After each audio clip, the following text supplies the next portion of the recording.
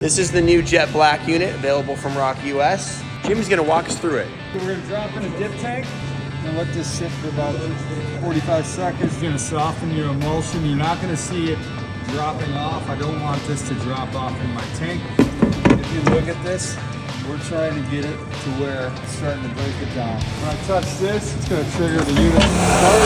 This is gonna go right through my filter. I got a power wash here.